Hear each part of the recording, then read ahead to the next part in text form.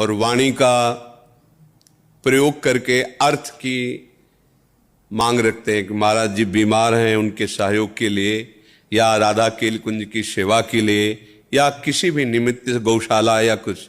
देखो, हमारे यहाँ सख्त नियम है कि कभी किसी से कुछ नहीं मांगना। हमारे यहाँ कोई भी एक व्यक्ति ऐसा नहीं है जो राधा केल कुंज के बाहर आपसे अर्थ मांगे या अर्थ ले। अगर वो मांगता है या लेता है तो वो फ्रॉड है, हमारे परिकर का नहीं हो सकता, क्योंकि हमारे परिकर में बहुत इस बात का संयम है। यहाँ कोई भी ऐसा प्राविधान नहीं किया गया है कि कोई यूट्यूब से मांगे या कोई हम बीमार हैं ऐसा जब बीमार थे, जब आवश्यकता थी तब नहीं मांगा।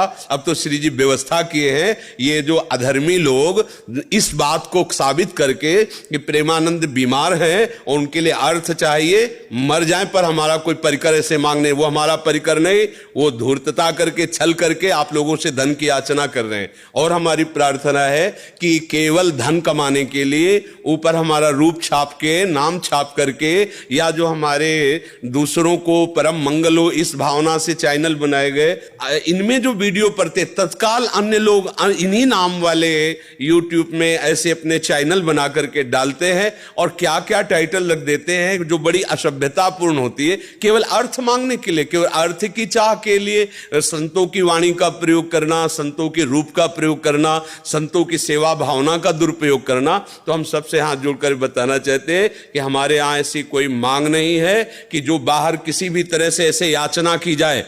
चाहे यहां का साधक मर जाए, कभी नहीं कह सकता कि कोई 1 रुपया दो। अगर वो मांगता है तो हमारा द्रोही है, वो हमारा साधक नहीं है, वो हमारे सिद्धांत का द्रोह करने वाला हमारा द्रोही ही माना जाएगा। हमारा ऐसा सिद्धांत नहीं है।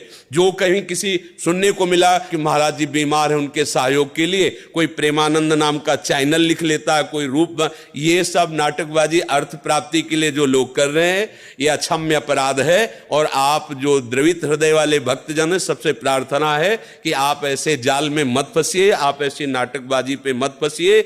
आपको सही जानकारी प्राप्त करनी तो राधा केल कुंज में जो सेवा भवन जिसे ऑफिस कहते हैं, वहां बैठे हुए हमारे जो साधु जन है, आप उनसे जानकारी कीजिए, यहां आकर के बात कीजिए। इस तरह के व्यवहार में मत फंसिए। और यहां हमारा उद्देश्य केवल भगवत प्राप्ति है, ना कि आप आए और हम आपको रिझा के अर्थ लें, ऐसी भावना नहीं है।